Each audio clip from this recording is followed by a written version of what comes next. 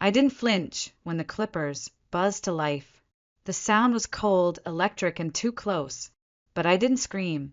I had already done that an hour earlier when my sister slammed the stall door shut behind me, shoved my shoulder against the cracked tile wall, and whispered, "Don't fight this. You brought it on yourself." Then the first lock of hair fell. My name was still being called on the overhead speaker outside the courthouse restroom. "Miss Kaylin Whitaker? Please proceed to courtroom C." But I couldn't answer. I was trapped inside the women's bathroom of the Chatham County Courthouse, held hostage by someone who shared my blood and none of my soul. Vivian didn't break a sweat. Her heels stayed steady on the tile floor as if this was just another part of her routine, like brushing her teeth or forging a grant application in someone else's name. By the time she dropped the clippers into her handbag and stepped back, her eyes were calm. "There!" she said, smoothing her ivory blazer. "Now you look how you feel. Like nothing." 20 minutes later, I stood in front of the security checkpoint, my ID trembling slightly in my hand, my scalp half covered with a silk headwrap I borrowed from the emergency restroom kit. No one asked what happened. No one even looked at me long enough to wonder. That's how shame works. It cloaks itself in invisibility. I checked the time on my phone. 8:27 a.m. My badge still clung to the blazer pocket, freshly printed and pinned by a clerk who hadn't even bothered to double-check the name. It didn't read Kaylin Whitaker. It didn't even say visitor. It read in bold, impersonal letters, K. Nobody. My heart didn't race. It slowed, like it always did when something cruel became familiar. I had seen this kind of message before, not on paper, but in glances, in silences, in invitations I never received. Across the marble atrium, I spotted them, my mother in her navy suit, arms crossed as if holding back a storm, and Vivian, perfectly composed, seated like a royal who had never knelt before truth. She smiled when she saw me, not a warm smile, the kind of smile a snake would wear if it had lips. She raised her phone. Click. A soft shutter sound echoed across the room as she captured the image of me, my mismatched headwrap, my uninvited presence, my badge that screamed, "You don't belong here." I adjusted the badge anyway, smoothed it like it meant something. My hand lingered on it longer than necessary, fingers curled tight around the edge. I didn't need to see her expression to know what it said. I'd seen it since we were girls. I win. But this wasn't a game. It was a setup. "Ms. Whitaker." The woman at the registration desk barely looked up. "You're late." "I was delayed," I replied, calm and clipped. "Family matters." She handed me a courtroom pass and motioned to the hallway on the left. I could feel the pulse behind my eyes starting to drum. Every footstep sounded louder than the last as I walked down the polished corridor toward courtroom C. At 8:45 a.m., I pushed open the door. The room was already half full. Lawyers murmured at counsel tables, and a few donors from the Whitaker Foundation sat behind them, people who had shaken my hand once and promptly forgot me. I took a seat in the back row, far from the center aisle, far from the family row where my mother and Vivian sat with perfect posture and zero acknowledgement of my existence. The courtroom smelled of old paper and cold ambition. For a moment, I told myself I was just there to observe, to make sure nothing unjust happened behind closed doors. But as the lights dimmed slightly and a projection screen slid down from the ceiling, I knew better. This wasn't a hearing about administrative budget misalignments. This was about me. At exactly 9 a.m., Vivian's attorney stood. "Your Honor," he began with a slick grin, "we'd like to open with a brief visual to provide context." Click. The projector whirred to life. A giant photograph appeared on the screen. Me, just an hour ago, mid-step, dazed and unkempt, with the badge clearly visible. K. Nobody. Gasps fluttered through the gallery. A few people shifted uncomfortably. My mother didn't move. She didn't need to. That was part of the theater. Absence as judgment. The attorney gestured like a magician revealing a trick. This image was taken this morning. Unannounced entry. Disregard for procedure. And perhaps, he paused, eyes twinkling, indication of personal instability. Instability. That word didn't sting anymore. It didn't land like a dagger. It was too rehearsed, too convenient, like a script I'd been cast in before I learned to speak. But I didn't speak. Not yet. I stared at the screen, at the blurred version of myself, captured without consent, weaponized without mercy. I knew what this was. Vivian had built a courtroom out of whispers, and now she wanted to use it to crush the only witness left who remembered the blueprints. I didn't blink. That was the only power I had left in that moment. I kept my face steady, my hands clasped in my lap, even as the image on the screen loomed larger than life, larger than memory. A courtroom clerk adjusted the lighting. Shadows stretched across the wood-paneled walls. The judge, an older woman with silver-rimmed glasses and the weariness of years spent parsing lies from law, said nothing. Not yet, but the air shifted. I felt it ripple across the room. The slow realization from those watching that this wasn't just a meeting about budget discrepancies. This was personal. This was orchestrated. And I was the sacrifice. Vivian didn't look at me. She didn't have to. Her smirk was already etched in the posture of her body. Legs crossed at the ankle. Chin tilted just so, like a woman watching her plan unfold flawlessly. I leaned forward slightly, just enough to feel the wood of the pew press into my spine. I remembered this sensation. 16 years ago. It was our 25th birthday. Our father had always insisted we share the celebration. Twin spirits, he used to say, even though we were 2 years apart. That year, Vivian had taken over the planning. The theme, the venue, the guest list. I'd helped, of course, cutting ribbons, confirming RSVPs, picking up the cake. I'd spent the whole day preparing for a night I believed we were sharing. But when I arrived at the venue, my name was missing from the welcome sign. "Happy birthday, Vivian," it read in gold foil letters. No mention of me, not even a single candle reserved. The guests had no idea. They hugged her, toasted to her brilliance, posted photos tagged only with her name. I spent most of the evening on the balcony, staring down at the parking lot lights, holding a slice of cake I couldn't eat. She never apologized. When I asked why she left me out, she just laughed.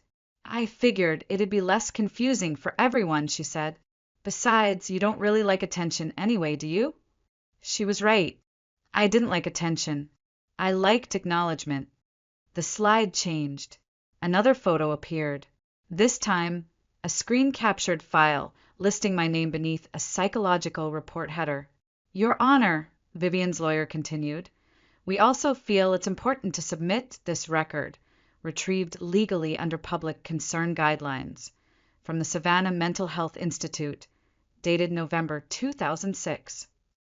I stopped breathing for a moment. That year, that place, I hadn't spoken of it in almost 2 decades.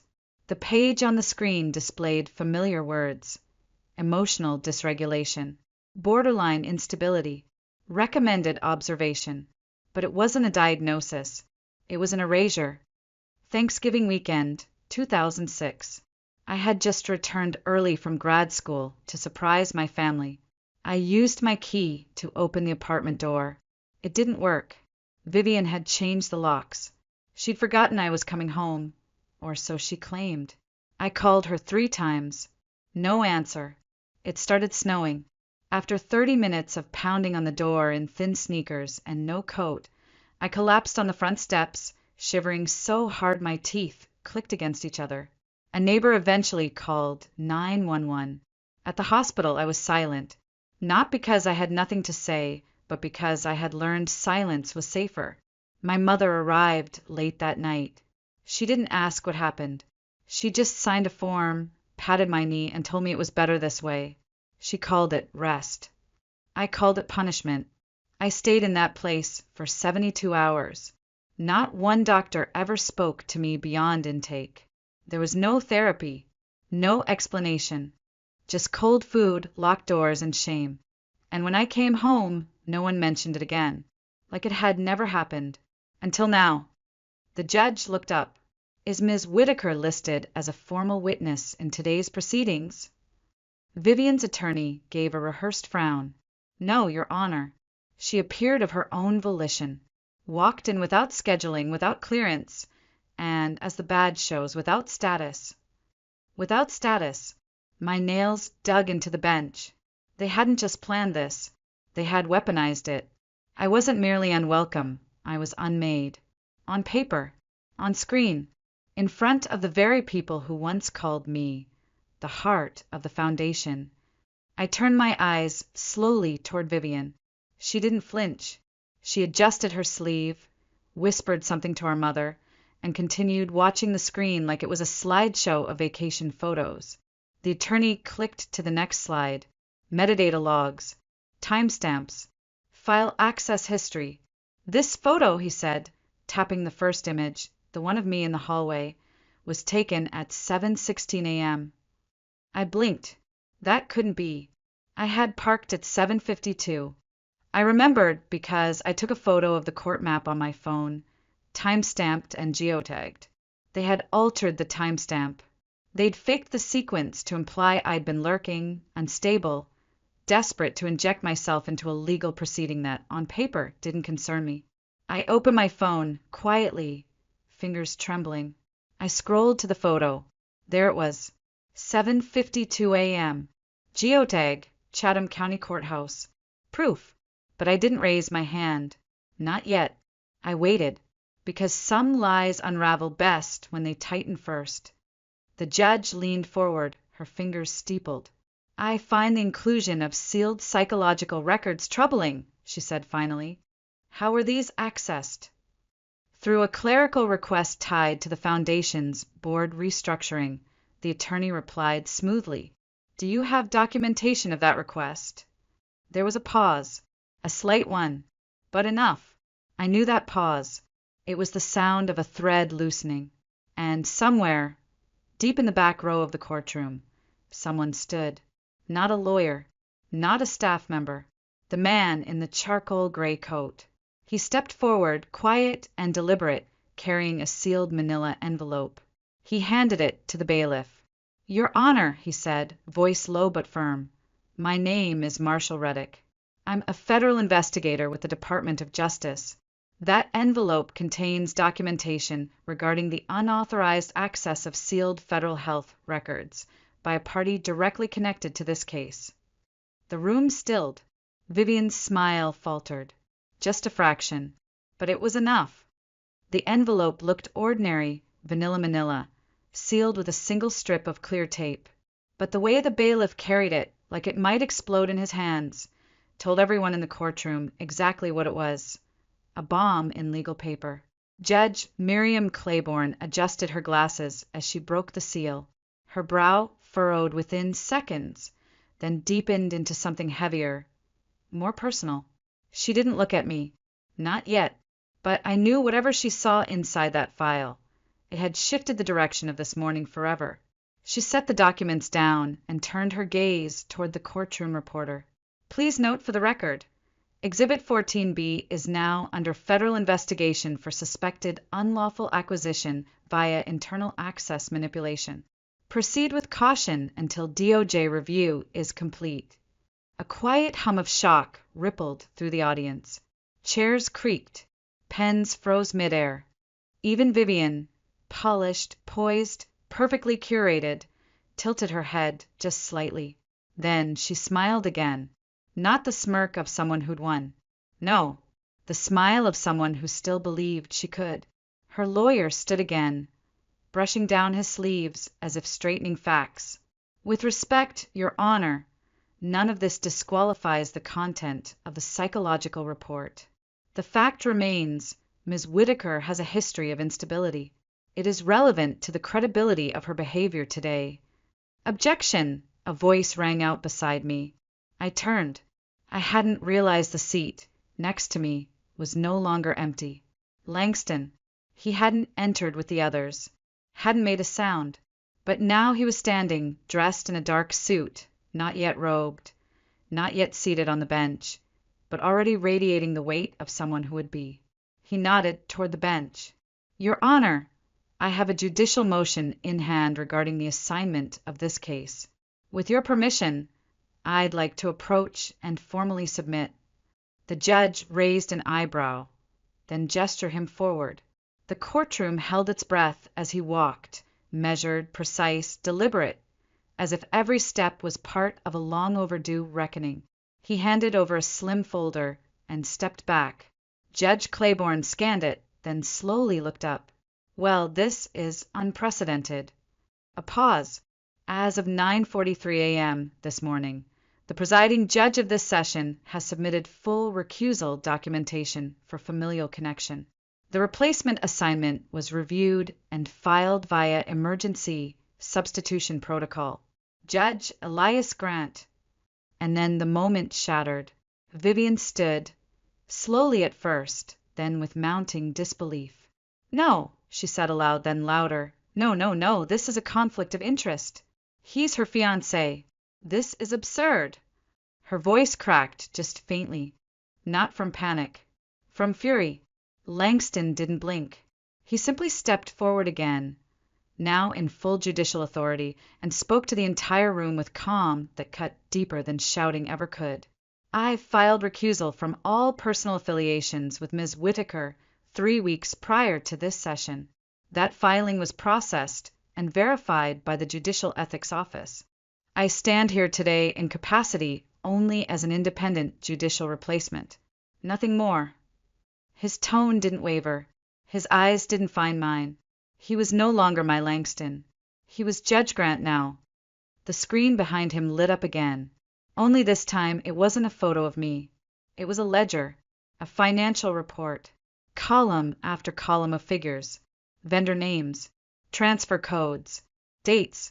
Langston continued, voice clear, steady, and merciless.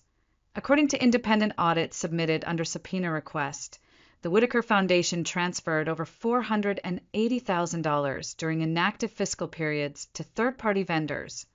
Copper Elm Strategies, Bright Core Initiatives, Halden, and Rowe. All 3 entities trace back to one individual, Vivian Whitaker. Vivian sat down. Hard. Her attorney looked like he'd aged 10 years in 2 minutes. Langston wasn't finished. These transfers occurred while Ms. Kaylin Whitaker's portion of the trust was frozen due to administrative instability concerns. These concerns, it now appears, were manufactured via falsified documentation and sealed psychological records unlawfully obtained through unauthorized system logins. He looked up, right at Vivian.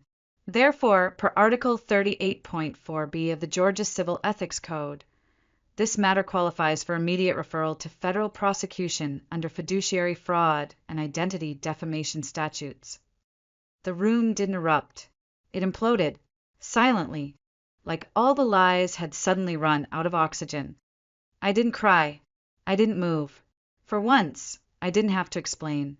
Langston closed the file gently and gave a single nod to the clerk.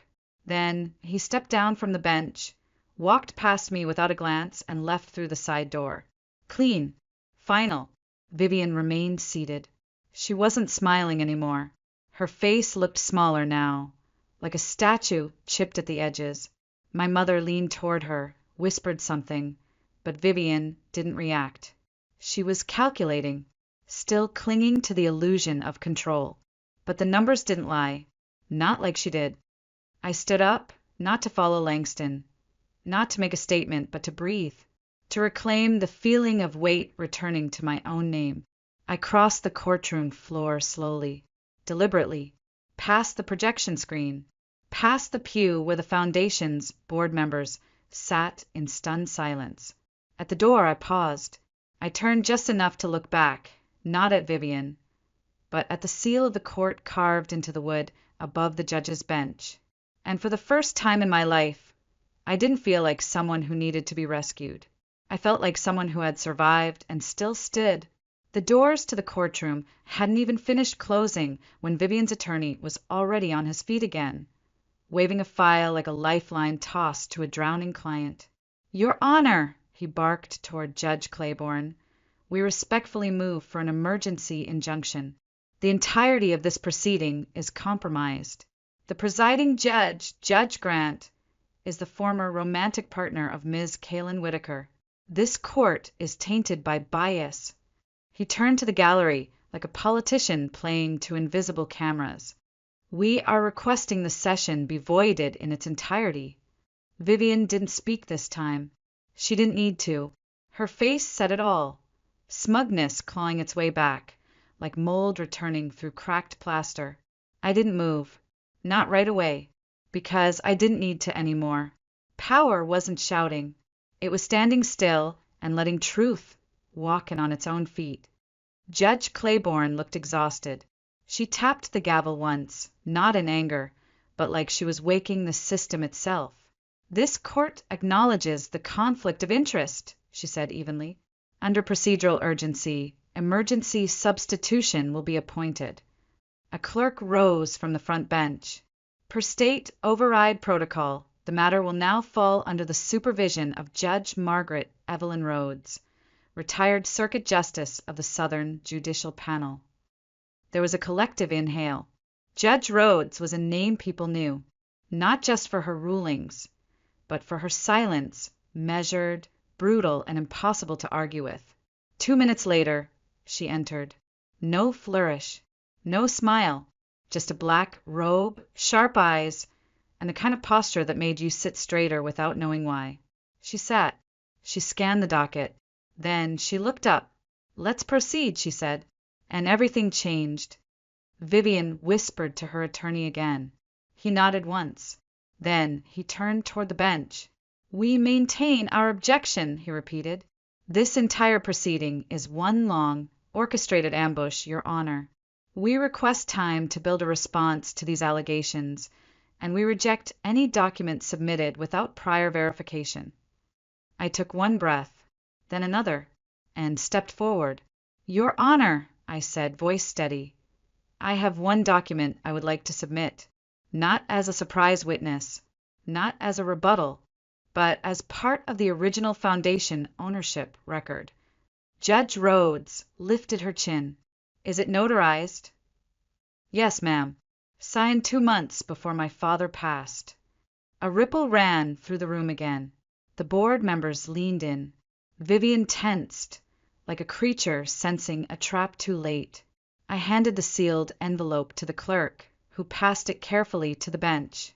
Judge Rhodes sliced the wax with a letter opener. Her eyes scanned line by line, her mouth unmoving.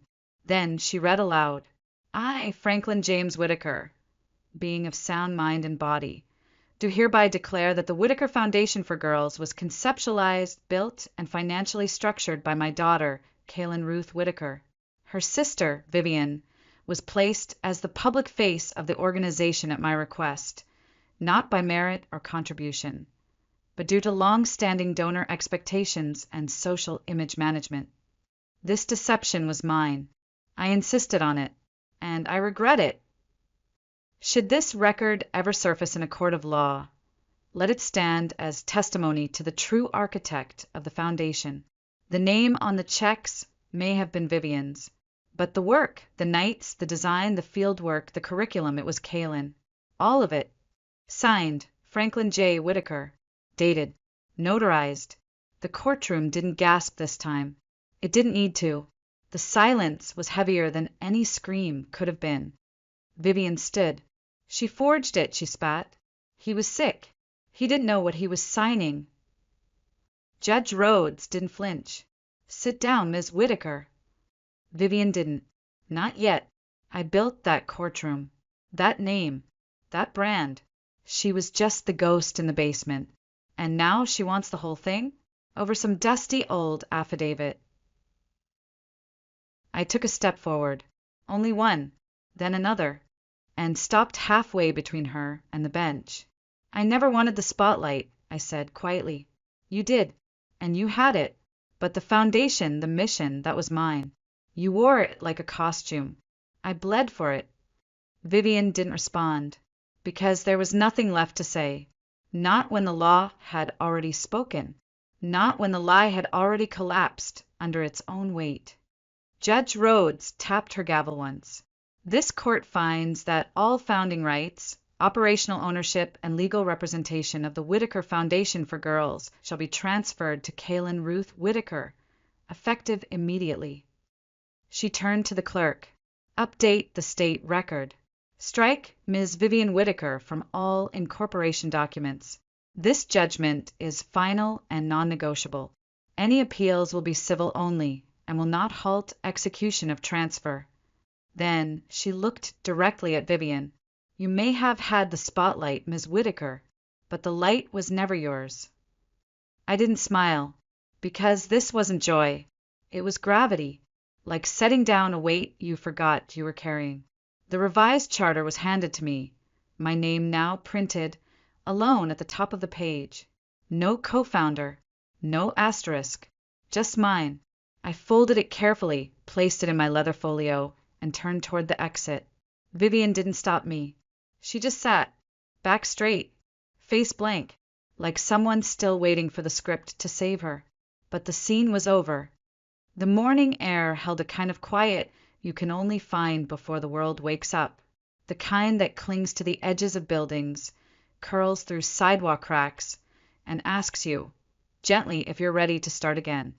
I stepped out of my car, portfolio in hand, the same one that had carried courtroom documents, false diagnoses, sealed affidavits, and now the original deed of the Whitaker Foundation for Girls with only one name on the masthead, mine. The building still looked modest from the outside, stucco walls, slate gray trim, a row of windows that hadn't yet caught the sun. But inside, everything had changed. The audit had triggered full restitution. Every dollar siphoned had been returned, every fraudulent vendor dissolved, contracts restructured, leadership rebuilt. I used none of the settlement for myself, not because I didn't need it, but because I needed something else more. The front lobby still smelled faintly of fresh paint. The walls were soft dove gray, now neutral, grounding. A quiet color, a color that doesn't shout for attention but refuses to disappear. I walked slowly down the hall, fingers grazing the edges of door frames. Each room bore a new plaque. Arts and Expression STEM and Logic Wellness and Boundaries, names chosen by the girls themselves. Because that's what this place was now. Not a monument to a legacy, but a workshop for becoming. I passed by the bulletin board, still empty for now, waiting for the girls to fill it with their drawings, their photos, their small declarations of selfhood. I paused, remembered the board we had when I was 13. Covered in quotes from Vivian, accolades clipped from newspaper articles. I had pinned one of my own essays once about gender equity in classroom funding. It was taken down the next morning. No one ever said why. They didn't have to. Voices echoed from the art room. Laughter. Not loud, but real. I peeked in. A few girls sat around the long table. Red paper, glue sticks, safety scissors scattered like confetti. At the far end, a girl no older than 9 was folding a square of red origami paper. Her fingers were small, clumsy in the most determined way. When she saw me, she smiled, shy but proud. She held it out. A paper crane, one wing slightly bent, the tail a little off-center, but perfect in its own way. I made it for you, she said. I froze. Years ago, I'd made a crane just like this. I'd given it to Vivian after she won her first debate competition, wrapped it in tissue, left it on her desk with a note, for luck, and because you fly higher than you think. She'd crumpled it without reading the note. I don't need weird little birds, she'd said. Maybe you should focus on yourself for once.